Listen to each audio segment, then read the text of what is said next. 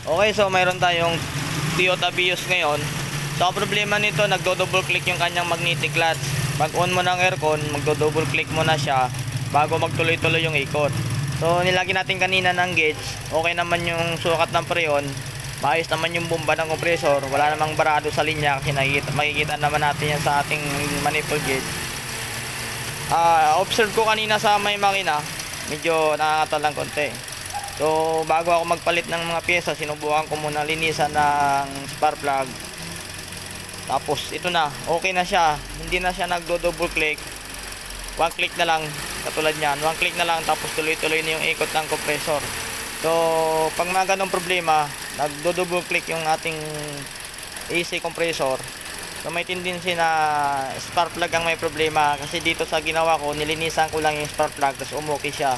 So, pero ang gagawin ko dyan, dahil yun nga, nakuha sa linis, papalitan ko pa rin siya ng bagong spark plug. Kaya linis tayo na servo.